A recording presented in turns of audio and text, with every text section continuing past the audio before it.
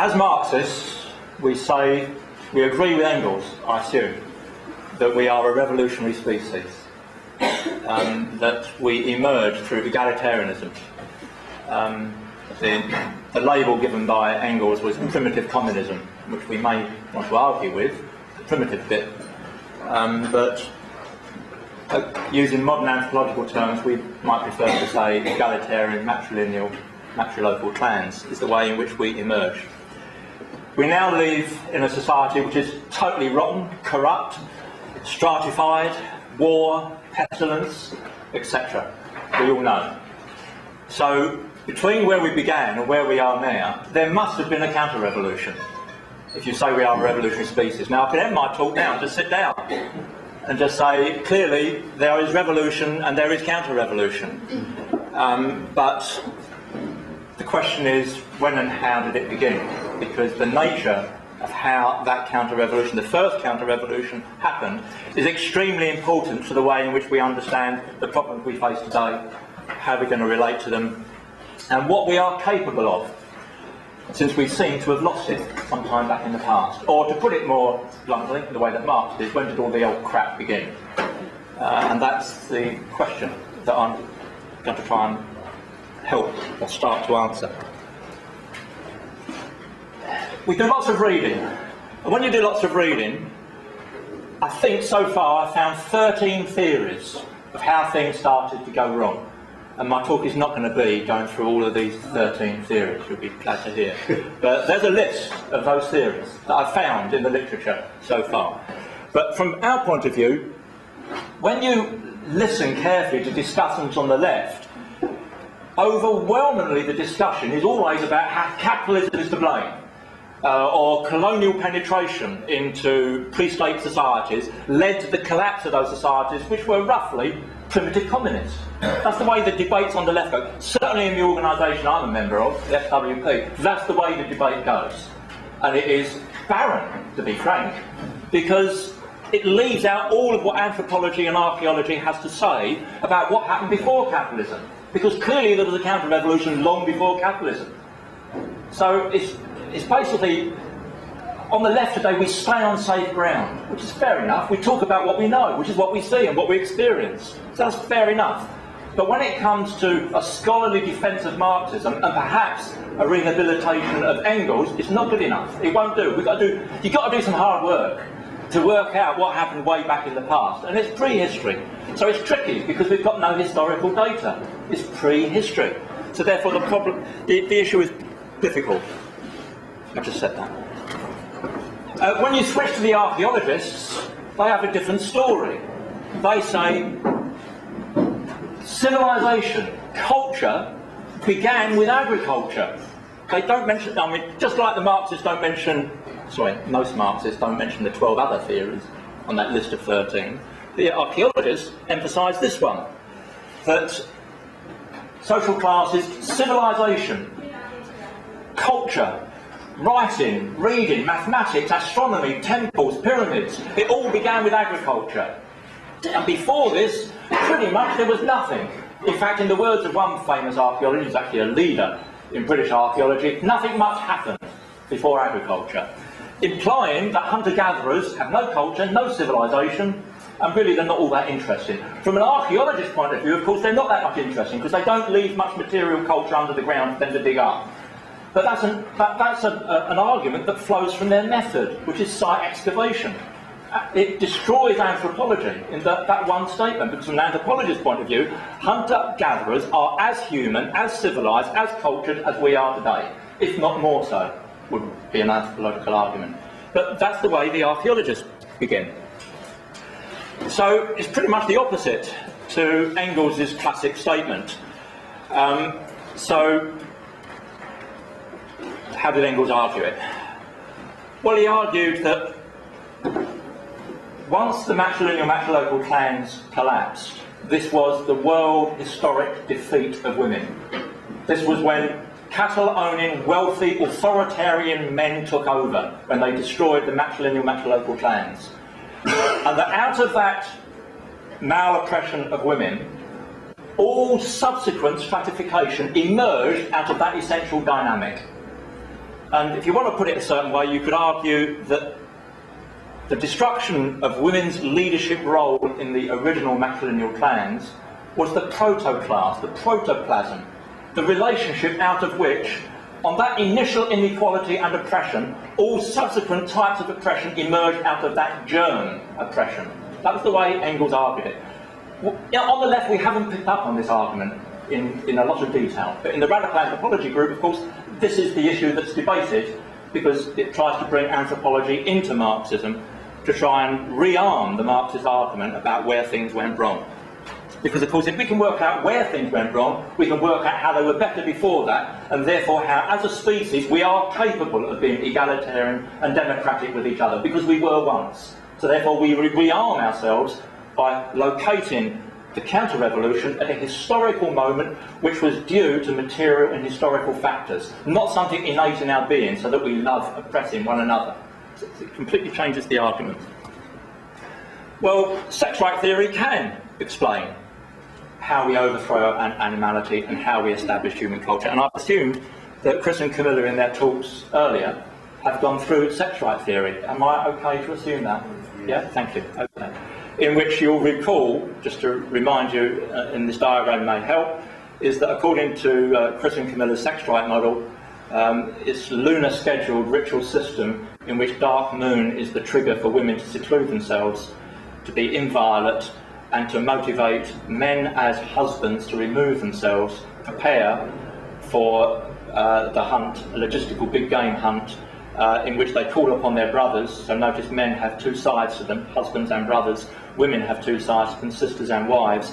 And that therefore this sexual economic system rotates around the lunar cycle between dark moon and full moon. Remember, dark moon is the moment when ritual power is switched on, full moon is the moment when ritual power is switched off, according to this model.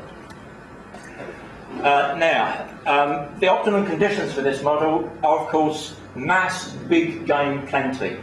And roughly, the details are still having to be worked out, but roughly it appears that the big game animals finally died out about 10,000 years ago at the end of the Paleolithic. It may have been earlier, but roughly around about 10,000 years ago. Therefore, the optimum economic conditions for sex right theory pretty much collapsed 10,000 years ago, at the end of the Paleolithic. I'm now just going to talk about Northwest Europe, and you can quiz me on and see if I can come up with an answer from other places, but that's what I want to concentrate on now. And that there then followed a period that the archaeologists called the Mesolithic, when there are effectively no masses of big game animals. And hunters carried on being hunters, but now the size of the hunting bands was smaller because the big game was less plentiful. They hunted small game and they were mobile. So it's small, mobile bands of hunters foraging and hunting small game. And the Neolithic begins about 6,000 years ago in Northwest Europe, 4000 BC. And that's the moment when the archaeologists beat their drum and say that's when farming began. Well, actually, it didn't. What happened was they carried on hunting, but they also became cattle herders, and now and again they planted crops, but not much. That's what's now been worked out by a school of British archaeologists. So British archaeology is in ferment at the moment, debating whether or not the term farming revolution is appropriate, and what's the inner properties of what you might want to call a farming revolution. Now, notice in Chris's and Camilla's model, the cosmic calendar is the moon. When we switch to these cultures of the Neolithic, which are monument building cultures, we find symbolic potency also being given to the sun. And that's a clue to how we can interpret the prehistory of northwestern Europe. Now, a counter-revolution in prehistory coming out of a previously egalitarian system of clans will not look like a counter-revolution in modern class societies. It won't look the same. In the French Revolution, overthrowing the aristocracy by the bourgeoisie, it's one ruling class being replaced by another ruling class. And we can see very sharply how in history this is concentrated, and there's a very sharp class conflict going on, concentrated in quite a narrow historical period. If we're coming out of a collapsing big game hunting society in the Paleolithic, which was essentially egalitarian, and we're going to say a counter-revolution happened against that society, then that counter-revolution would have been incremental and very gradual, and it would not declare itself as a counter-revolution until the very end of the sequence, clearly. It wouldn't be very clear that it had been a counter-revolution. So throughout the 4,000 to 5,000 years of the Mesolithic, and throughout the 3,000 or 4,000 years of the Neolithic, we would predict that the counter-revolution would have been building, but starting very slowly, very gradually, taking on different spheres of society, in particular gender relations, in which oppressive relationships are being introduced. But it would be incremental, it would be gradual, and we wouldn't see it clearly until the very end of that process. Because it's reacting against a society without a state, without social classes, without all that we understand to be constituting a class society. So it will look differently, the dynamic will be different. Well, sorry, can you see that clearly? We've got Stonehenge on the left, top and the lower diagram, and we've got Silbury Hill in the Avebury Monument on the right-hand side. Is that out of focus, or is it my eyes? It's fine. Is it fine? Thank you. Okay. Worse. Then clearly it's my eyes. Okay. Well, yeah, the sun's decided to come out, isn't it? You know. Okay. Well, on the left we've got Stonehenge, and this is looking at Stonehenge from the Hillstone. And Stonehenge is designed so that paradoxically, looked at from this angle, it looks like a solid wall of stone except for two gaps, a lower gap and an upper gap. When you look at it in plan view, which is how the archaeologists look at it, because they're diggers, so therefore they're only interested in plan diagrams, it looks like full of gaps. But when you look at it in elevation view like this, it looks like, paradoxically, a solid wall of stone, even though there's gaps amongst it all. They've designed it so that all the gaps are filled except this lower gap and the upper gap. And the lower gap is exactly aligned on winter solstice sunset, and the upper gap is exactly aligned on what's called the southern minor standstill moon sets. And therefore, along the same direction, therefore an alignment of identity, we have the sun below and the moon above. And it so happens that when they are both in the same window, okay, when they are both in their windows, the moon is dark, it's not full, as I put it there, which is summer solstice, or near summer solstice. So therefore Stonehenge is designed to synchronise winter solstice sunset with dark moon once every 19 years, because that's when the southern minor standstill moon sets happen. And on the right-hand side we've got Silbury Hill, which is the largest man-made structure in prehistory in Europe, which is in Avebury, Wiltshire. And basically it's a truncated pyramid of chalk and stone and other stuff. But from the Avebury Circle, which is the top diagram, the view of Silbury Hill is that cropped little rise just peering over the horizon of the adjacent hill, which is called Wading Hill. And of course that cropped view would have been pure white chalk, because we're in chalk country. And my argument is that that is a depiction of the last glint of setting crescent moon. And that only that Avebury Circle is also designed for a ritual to be run at winter solstice sunset. So therefore we have Stonehenge, winter solstice sunset, dark moon, Avebury, winter solstice sunset with the moon setting, crescent new moon setting. So they're doing the same thing with astronomy. So these are monument building cultures of the Neolithic. But remember what Engels said, the counter-revolution began with gender oppression. So here I am banging on about the sun and the moon. How does that get us close to Engels' point that gender oppression is the key marker of how the Neolithic counter-revolution began? Can we find in the archaeology of prehistory any gender aspect, which are specifically and obviously gender aspects in prehistory? Well, let's first of all just take a step back, because of course Camilla has developed this model which comes out of sex right theory called the gender of power model, which is a very powerful model, very, very good model, and gives us a completely different way of understanding gender. Because you just follow through the consequences of women in the Paleolithic. How do they say no to men, heterosexual men approaching them for sex? Which would have been the problem in all pre-cultural situations. She just said, how does an animal mate recognition system works? And it works by animals signalling to each other, I am the right species to have sex with you, I am the right sex to have sex with you, and this is the right time to have sex with you. So therefore, right species, right sex, right time are the three channels for an animal mate recognition system.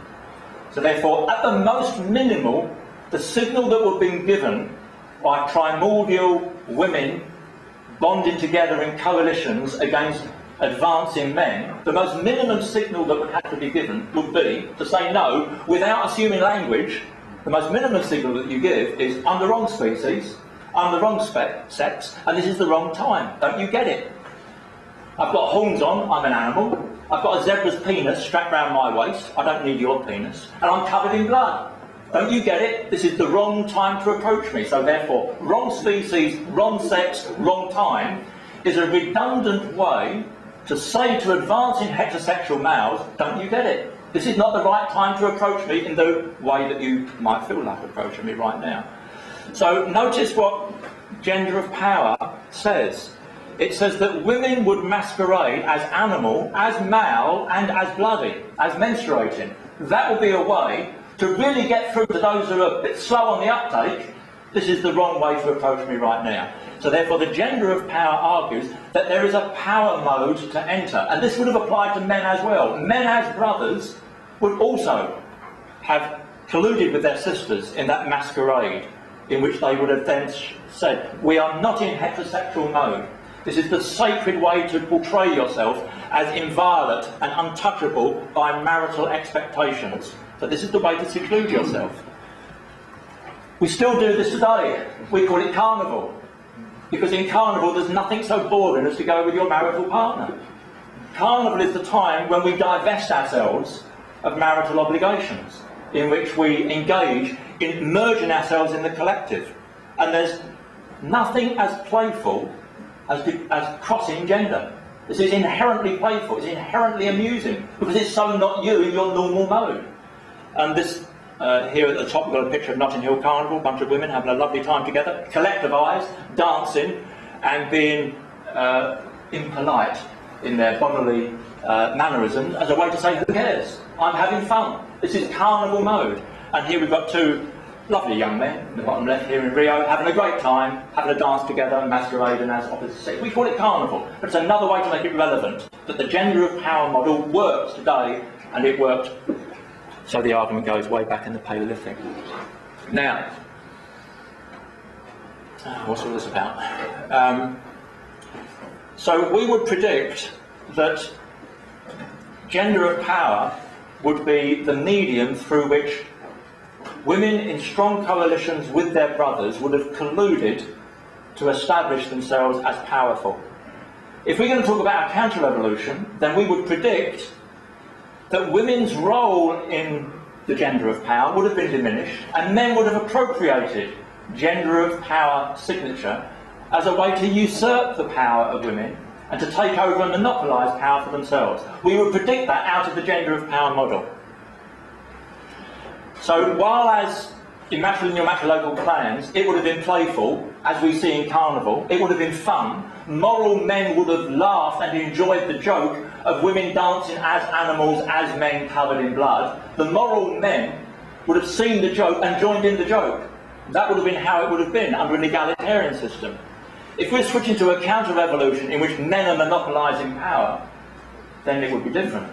Women would be branded as polluted, they would not have been included in that charade, and they themselves would have taken out that charade, made themselves close to animals, made themselves closer to the opposite sex, even though they're men monopolising power, and would have also been engaged in being close to the blood and controlling the point at which blood would have been spilt. These would be the predictions the gender of power model would make with a counter-revolution. Notice the way I've just said it. Under egalitarian conditions, there's symmetry in which women are masquerading as men, but men as brothers would have masqueraded as women. Therefore, we would expect to find equivalence in the way in which, in the archaeological record, we would have seen men and women if it's egalitarian conditions, equally involved in this gender of power metamorphosis. So I've called it symmetrical gender of power. However, if you're switching to a counter-revolution, we would predict that the evidence would now be skewed, and it would look differently. Men would be monopolised in ritual power, pollution concepts would marginalise women, under ultimate threat of gang rape or death, I am afraid, would be the prediction. Shaman priests would take over the role of managing and organising cosmic order. Men must be culture heroes and carry the burden of organising the cosmos, because women can't be trusted. Men must now do it. Men are the culture heroes that rule the world to make sure that the world is in synchrony with the cosmos. This would be a prediction. Men would dominate public spaces, they'd take on animal characteristics. The lunar logic would be appropriated onto solar rhythms, would also be a prediction. And that there will be male cults of specialist knowledge, secret inner knowledge, which is the knowledge of the men alone. And women would not be included in this knowledge. And the more that knowledge could have been like an inversion and an appropriation of women's knowledge, the better their ability to undermine primordial women's power. The better at doing it. Hi, well, can I just ask on that previous one, the logical connection of going from lunar to solar, Yeah. and then take over? Yeah. That doesn't seem all that clear. You're quite right, it's not that clear, and I was hoping to just slide through it because, you know, will you allow me to continue for a while and then quiz me at the end? Sure, yeah. Thanks, because it's like, I spoke here last year on exactly this subject, and spoke on Stonehenge and went through the logic of why it goes that way.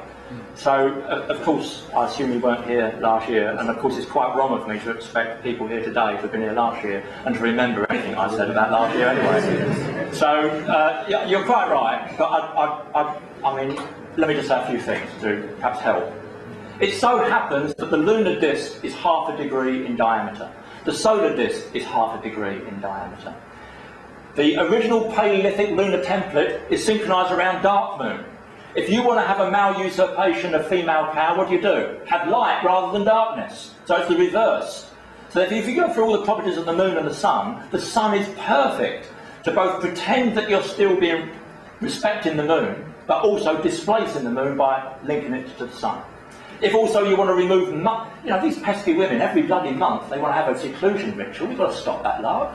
You know, and therefore what we're going to need to do is just have it once or twice a year. When should we do that? Solstices. Let's do it at the solstice. Why the solstices? Because they made this discovery called lunar standstills that was discovered almost certainly in Ireland or up in the Orkneys, in which they could synchronise the phases of the moon to the solstice suns. It was an amazing discovery that they made. We still have enormous difficulty understanding this discovery because we think differently. We think about spheres in space. They think about horizon astronomy. And they worked out how they could synchronise to predict twice every 19 years that dark moon would exactly coincide with winter sunset and summer sunset. Summer solstice. They worked it out. So, there, I've done the answer now. They built it into Stonehenge. And they built it into Stonehenge and every other monument in northwest Europe during the late Neolithic and the early Bronze Age. Every one of them, every stone monument has the same alignments. This is an astonishing discovery of archaeoastronomy. And amazingly, of a man called Clive Ruggles, who hates his own data. He says, you mustn't talk about the moon at every conference. And Clive Ruggles made this discovery that all of these monuments have the same double alignment on the sun and the moon. It's like scholarship has really reached a new position now, in which we on the left can take these arguments and use them to raise the power of Marx and Engels about primitive communism, but the people who have made these discoveries, it's too big a discovery for them to deal with.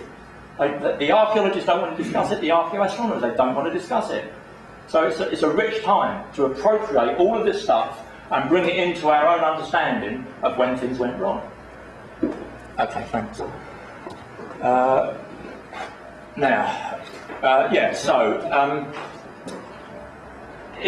If we can now test our own arguments. If we're looking at the Neolithic, if you think, which is fair enough, that the Neolithic was lovely, fluffy, egalitarian, everyone liked each other, which is the argument of Maria Gimbutas and a whole bunch of, feminist archaeologists, in which they just say it was a lovely culture to begin with and everyone got on really well. if that is your view of the Neolithic, which of course is some archaeologists' views as well, then we would predict that there will be symmetrical gender of power, in which men and women will be equally marked symbolically. That there will be some indication of women's leadership role, that it would apply to men and women. There'll be no human sacrifice, or rather we'd be a bit worried about human sacrifice if we found evidence for it. There wouldn't be monuments, because no hunter-gatherers, by the way, build monuments. They sit down and they tell stories to each other. They have some food, they have a dance, they have a good time. But hunter-gatherers, unless they're very unusual hunter-gatherers, they don't build monuments. Complex hunter-gatherers, some of them do, they build totem poles and stuff like that, which are quite monumental, but most hunter-gatherers enjoy life. Who wants to drag a 100-ton stone? I'm washing my hair that night. Who wants to do it? Which is what they did at Avebury. The largest stone moved in the British Isles is at Avebury. It's the back stone of the cove in the centre of the circle. Why do it? Why drag a stone? That's what they're always doing in the Neolithic. The more the archaeologists dig, they keep looking for farms, they keep looking for villages, they keep looking for houses, they never find any. They just find another bloody monument. And this monument is yet again aligned on the sun and the moon. They hate it, they hate their own discoveries. So, however, if we just predict this, we're not going to get at the details of a counter-revolution. And I would suggest that hold on, sorry. I'm going to predict that we're going to find asymmetry in the way in which gender marking is made in the Neolithic, because that is what we would predict if men are displacing women as powerful leaders within the cultures which are the monument building cultures. So in that case we need specific markers of gender in the Neolithic. It's prehistory, so it's difficult. Have we got any? Well, lovely, of course, because what we do is we just take the arguments of the archaeologists. And this is, for them, a marker of gender in archaeology. And it's these shapes of stones. And these are two stones, 13A and 13B, in the West Kennet Avenue at Avebury. And the lozenge stone, which is the closest one to us, is called a female stone. And the pillar stone there at the back there is called a male stone. And all of archaeologists, they all say that the West Kennet Avenue is built around these shaped stone, and this is male and female symbolism being signified, and this is these monuments were built about 2500 BC in Avebury in Wiltshire. So therefore it's the late Neolithic or the early Bronze Age that we're talking about. And here's a map of the monuments, and you'll see on the right hand side there West Kennet Avenue, and the stones I've just shown you are up at near the circle at near the end of that avenue. There's the Avebury Circle, and there's Beckhampton Avenue going off there to the left, and I won't talk about those other features much. You'll notice that the monuments are located in a very unusual position. They've got hills all around them and within them. So it's not like a Mesoamerican pyramid cult on an open plaza where all of them are seen and all of them are concentrated. They're all distributed over a landscape which is split up by hills. So therefore they're all hidden or partially hidden from each other. It's a very unusual location from our point of view, because we think in terms of centres and cities and displaying with large monuments. And that's not how the Avebury monuments are organised. And here's Stukely, an antiquarian of the 18th century, that's his map. And you see the sanctuary there, double circle at the bottom right, then West Kennet Avenue, Avebury Circle, it's a complex circle. Silbury Hill is located in the middle bottom there, and Beckhampton. So those are the monuments that I'm talking about, and those are renditions of how they might have looked, which are reasonably accurate. And here's a picture of West Kennet Avenue looking from the stones, looking towards Avebury Circle, which is hidden behind that hill rise. You can't see Avebury Circle, but it's behind that rise over that far horizon there. And there you see the parallel rows of stones that we have for West Kennet Avenue. Okay, now, type A, this is archaeology speak now, is the pillar, which is a male stone. Type B, the lozenge, is a female stone. And they are opposite each other. And Keeler and Piggott, the archaeologists at the time, argued that West Kennet Avenue had stones paired opposite each other, male and female, in this way. And then Aubrey Burl, who's still around, argued also that they alternated along the length of the avenue as well. So therefore, on this side, the lozenge, the next stone would be a pillar, and then the next stone a lozenge, etc. So they alternate opposite each other, and they alternate along the length of the avenue. was the argument, and is the argument, of all the everyone says it today. Everyone says it. And then they said, not only that, in this avenue, West Kennett Avenue, there was an area in this avenue which they've called the occupation area. And in this area, there were holes with lots of stuff deposited in these holes, which coincide with the stones of the avenue. And it's concentrated between stones 35 and 25. And they're natural holes and a couple of artificial pits as well, in which a complex mix of stuff is located in these holes. The archaeologists love that, of course, because it's digging, and you can dig down, you can find what this stuff is in these holes, and then you can classify it, etc. He called it the occupation area. Okay. And here's a quote from Isabel Smith, who was the archaeologist who wrote up the results of the original excavating team. If the A and B stones in the circles and avenue do indeed represent male and female symbols, the implication must be that the monuments were dedicated to a fertility cult. So, here we're getting towards an archaeological claim for the gender content of the monuments.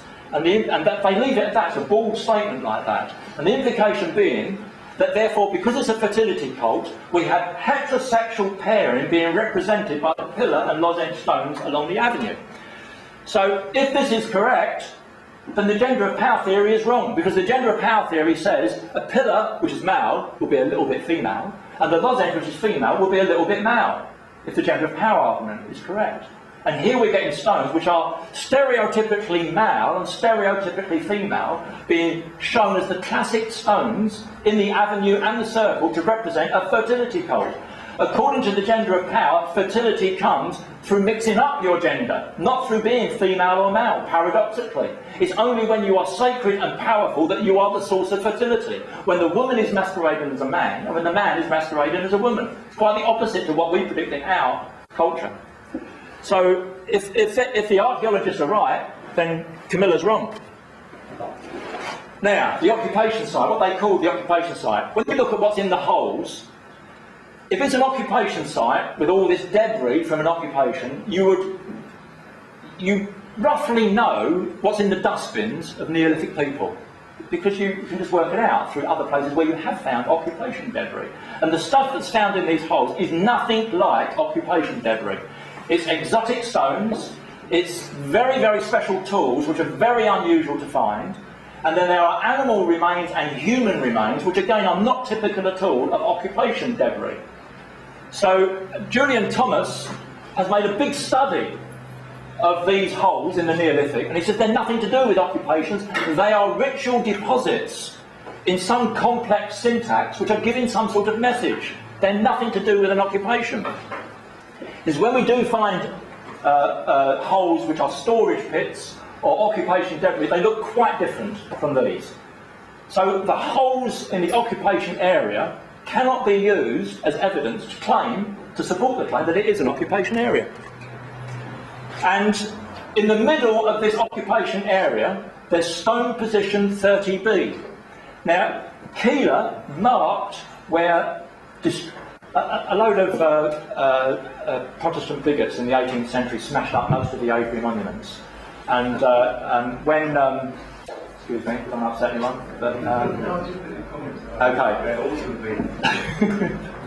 And when the excavators excavated the monuments, they found the remains of the stones that had been smashed up, and they found the holes where the stones had been placed. And therefore they put concrete markers where stone pillars and lozenges had once stood. And if you can see, there's on the picture at the top there's a pointed concrete marker there. That's where a stone used to be. But there's this position 30B where the excavators said there must have been a stone there because the average spacing predicts that's where another stone was. They dug away and they found no hole, no pit, no remains. But they were so convinced that there had to have been a stone pillar there that they put a marker there. But notice the marker there is different. The bottom one, it's got a flat top because they couldn't find it. So they placed a marker where a stone ought to have been, according to them, but actually there was no evidence for whatsoever. See, archaeologists. So, the holes, yes, thank you. The holes cannot be interpreted as adjuncts of normal habitation. this is Smith. It is difficult to evade the conclusion that this site has a direct connection with the avenue, and it is a coincidence worthy of remark that no evidence could be found for the existence of a stone opposite stone 30A. The coincidence is a curious one. So, why did I go to that? Wasn't there something else? No, okay. I don't know why I put that there now, but what have we got? Oh yeah, we've got the pillar there as parallel sides, perpendicular, the lozenge, pointed tops, nearly pointed bottoms, broad depths. No, I've missed out a slide. Where's it gone? Okay, so what's the point here? The point is, the occupation area wasn't an occupation area. They've got a stone marker at 30B where there was no stone. And now we ask the question, what is the sequence of pillars and lozenge stones along the avenue? That's it. So remember, this is a pillar and lozenge. In all of the archaeology textbooks, these are the only pictures they give of the stones in the West Kennet Avenue when they talk about the shape of the stones. It's only this picture they give. So then, I give talks for my Sims along the West Kennet Avenue, and I've repeated, up until a few years ago, exactly this claim. All of these stones are pillars and lozenges, and they're all opposite each other, and they all alternate along the end of the avenue. And everyone's very polite, they don't say a word. But when you look at them, it doesn't work like that. And it's just like, we just repeat what we're told to say. And I did it. But what I did, I thought, let's have a look at it. And I was as generous as possible. I classified the stones according to whether or not they were pillars and lozenges. And this is just being generous to their definition. And then I come up with that sequence along row A and row B. And when you look at it, pillar and lozenge are not opposite each other. And also, they don't alternate along the length of the avenue. And in fact, there are only 4 moments along the length of the avenue where that happens. But there's also 4 moments along the avenue where pillars are opposite pillars and lozenges are opposite lozenges. So if you've got 4 cases where opposites are being posed and 4 cases where the same are being posed, since the same number, you might just as well say that this is gay and lesbian bonding along the length of the avenue, because the stones are the same shape, as you might want to say this is heterosexual opposition. Why choose heterosexual opposition? Because it's convenient to the modern argument about the sources of fertility. This is the way the archaeological argument has gone. But the actual evidence does not confirm and does not provide the basis for that sort of claim. So, even along the length of the avenues, you can work out there's 53 different combinations in which their claim does not work. And in fact, there are other shapes of stones, which are like squared off stones, that could have been turned round and placed on their point and turned into a lozenge, which weren't placed that way. So therefore, this argument about pillars, there we go, look, there are 15 pillars and 11 lozenges. That means there could have been 11 paired opposites. There's only 4. So what's going on? It's not that they were short of the stones to do this, so therefore the fertility model doesn't work. This is the only picture he shows where it does work in terms of opposite pairings. But here's pictures of other stones, look at them. They're squared off quadrangular slabs, or they're odd-shaped stones. On the right there, with on the lower right, and on the straight side, and then a curved side.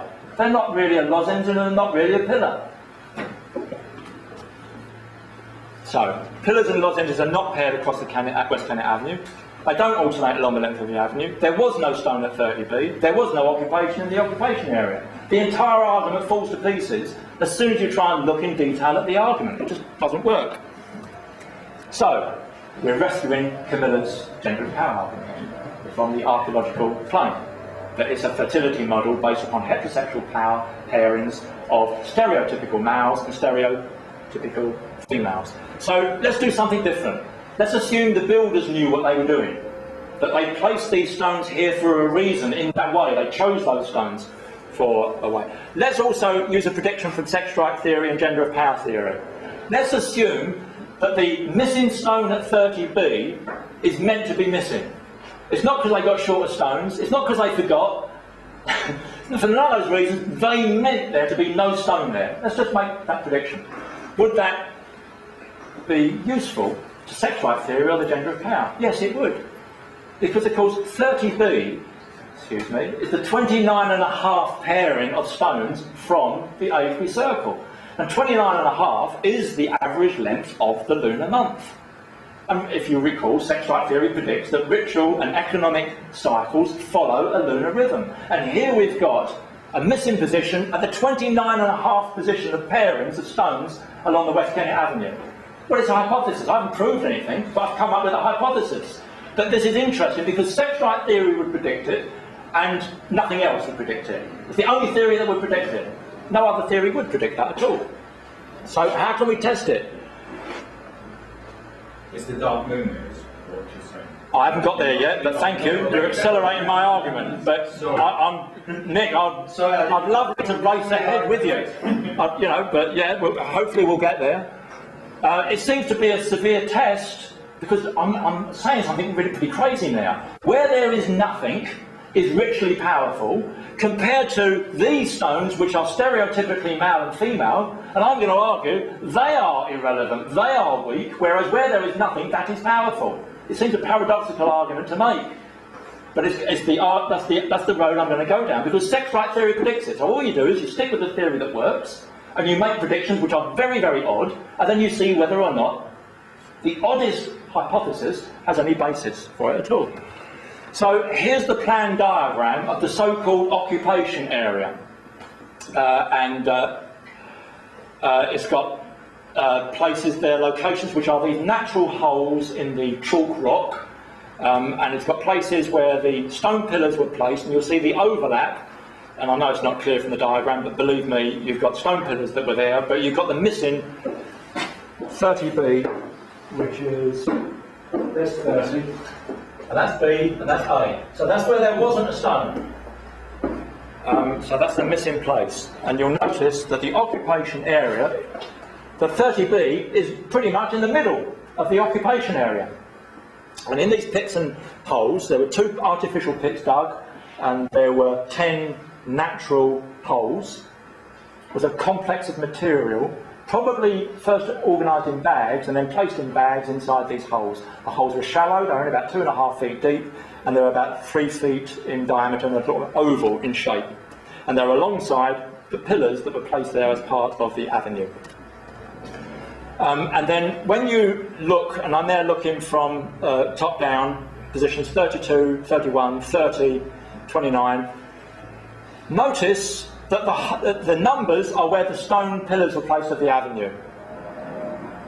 The numbers 32, 31, 30, 29, 28, that's where the stone pillars were. The other numbers, 10, 8, 4, 3, 2, 7, 1, those are the numbers for the holes that are in the ground alongside the pillars.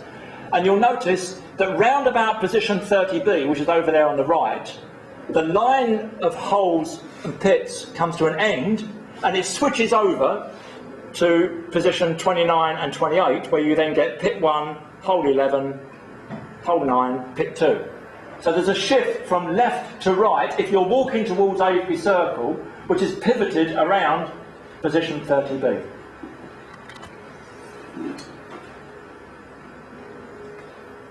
Notice there are 12 holes, 10 natural holes, 2 pits.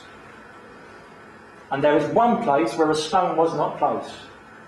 12 plus 1 makes 13. 13 is the number of full moons or dark moons in any one year. Now you're going to say Lionel Sims has gone crazy because now we've got numbers, and you can make numbers mean anything in numerology.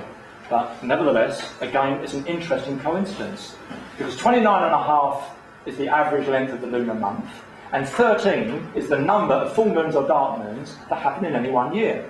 So now we've got 2 numbers which have lunar properties, but now of course the number 13 is lunar solar, because it's the number of months within the year. And notice we've got from left to right, and in anthropology, left versus right is female versus male, and this is almost universal in all the world's cultures for the coding of left being witchy and polluted, and right as being powerful and male. So we're building up bits of evidence here which are now leading towards some sort of suggestion. Let's be nice to the archaeologists. They've done a lot of work, they're heroes, they dig in all weathers, they have their head in a hole, They write it all down meticulously, and then they provide published reports which we can then steal all the information from. So then we say, okay, from the information that you've got and you've recorded, does your site excavation also suggest anything special about position 30B? And we find there's a marked concentration of flint artefacts around stone 30B. In fact, we find thousands of cut flint right by position 30B. Not only that, at position 32 in hole 10, we find the butt end of a polished stone axe. And at hole 7, we find the other half of that axe that has been broken, which is the sharp bit, the front sharpened bit of that same axe in position 7. So therefore we've got on the right-hand side there, or the left-hand side, walking towards Oakley Circle, we have got all the implements of cutting and death. Knives, flints, razor-sharp flints, and axes. And then when we switch over to position 29, what do we find? Sacrificed man at position 29. And further down in those pits, we find animal remains, dismembered animal remains.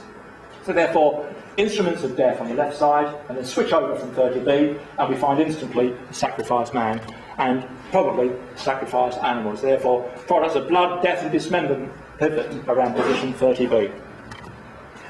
More than that, there's the oddest proportions of charcoal, of wild plants and trees in these holes.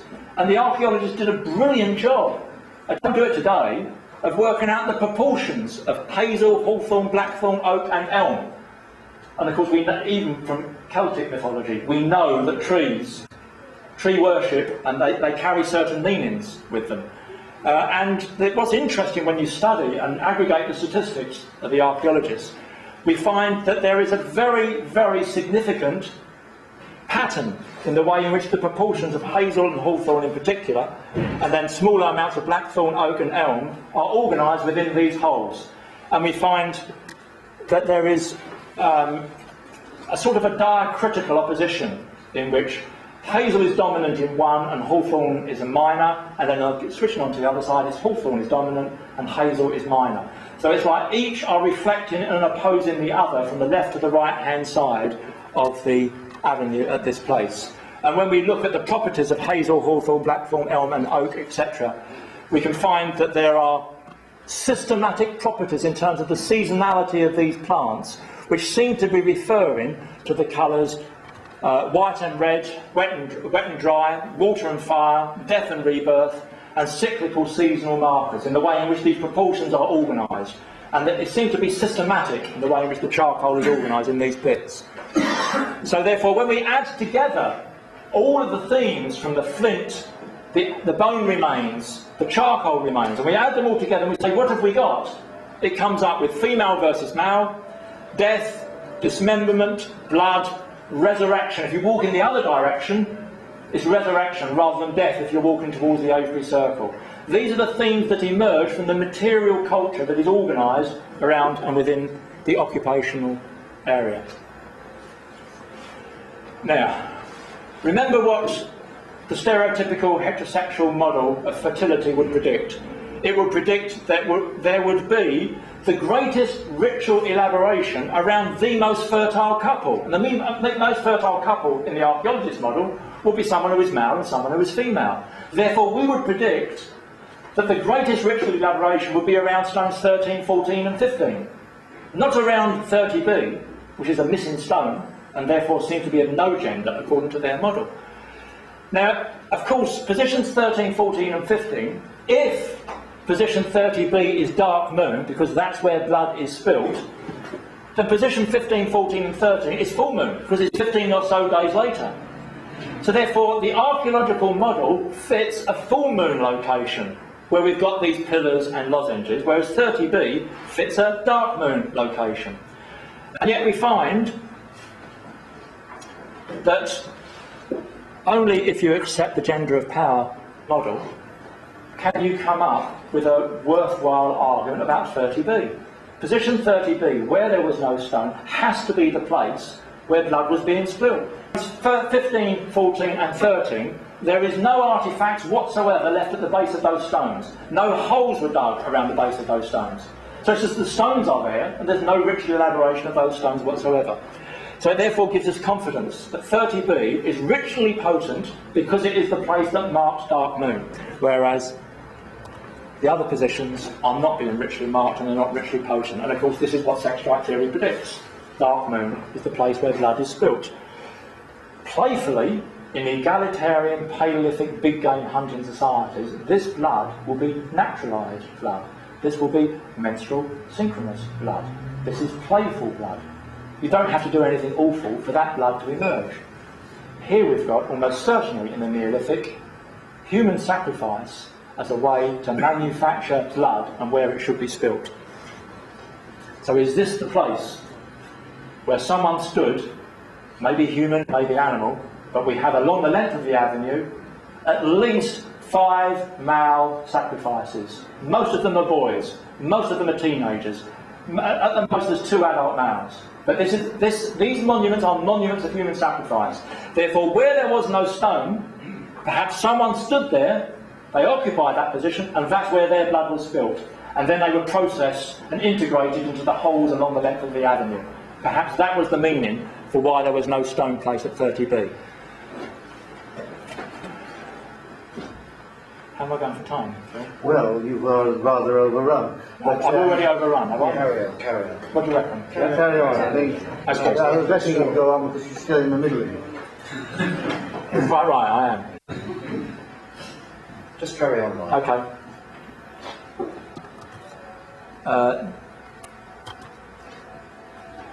Now, okay.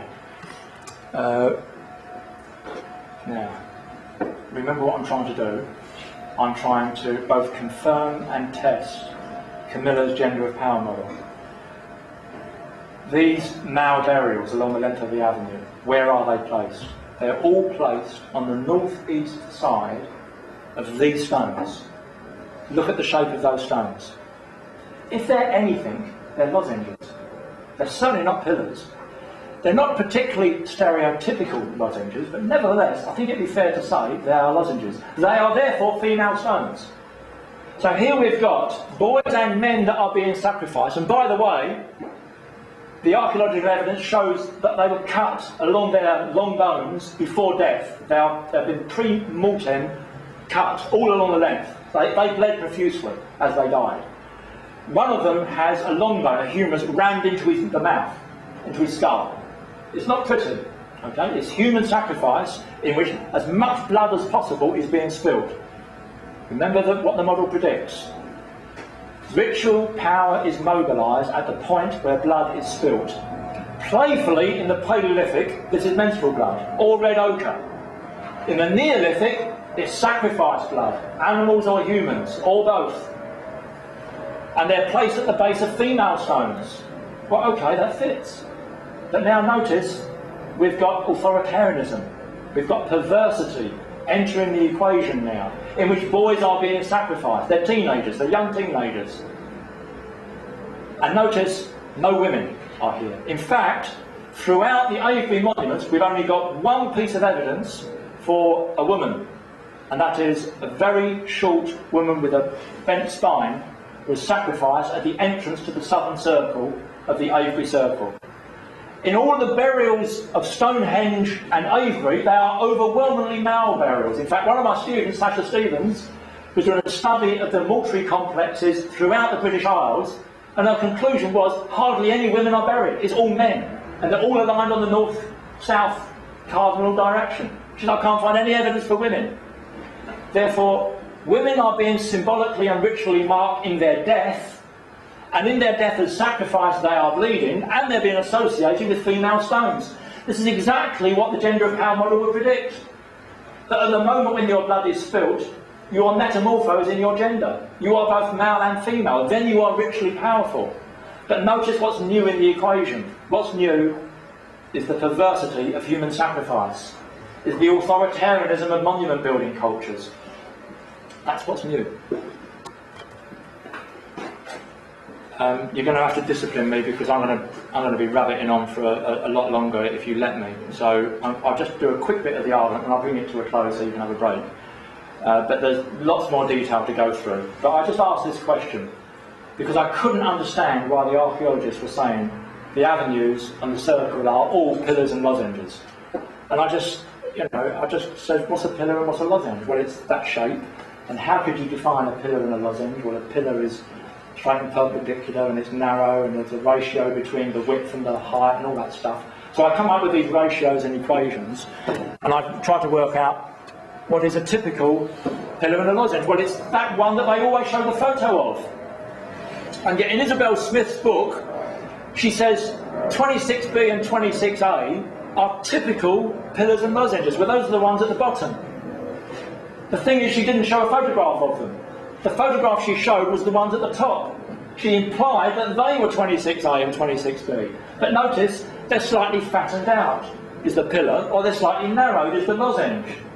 And I thought, this is weird, what's going on here? Could I come up with an arithmetical measure of the ratios as they change according to each stone? And I started doing the measurements.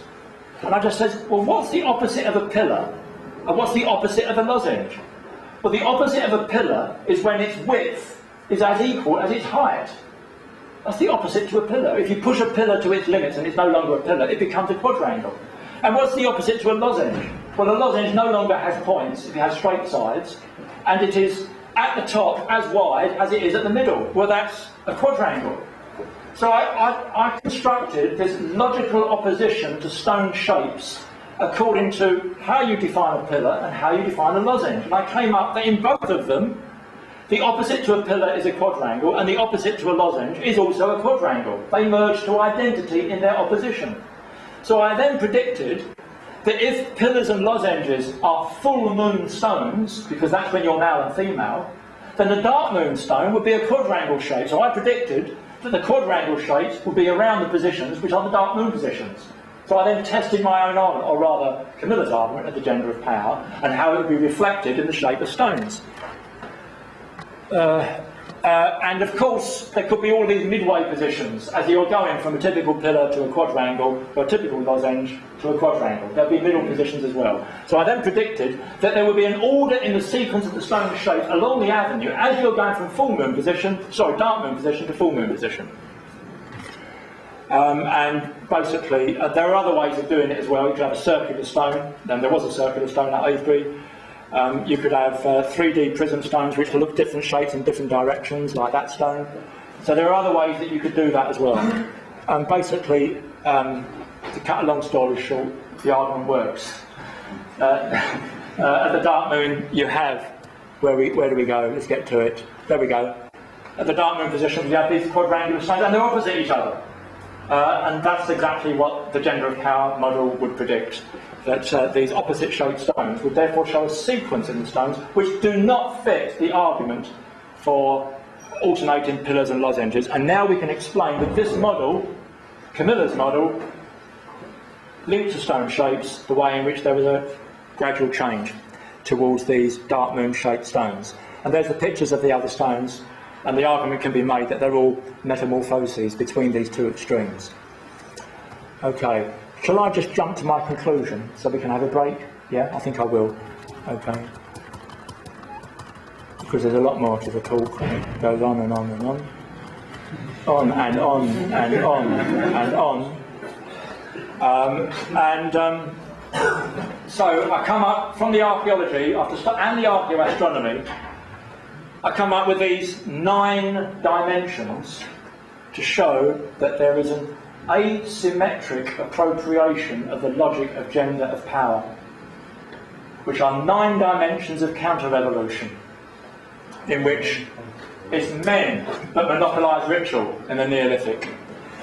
It's that we have child sacrifice in the Neolithic. At Stonehenge, by the way, or rather Woodhenge, a 3-year-old girl child had her head cleaved in 2 by an axe blow at Woodhenge.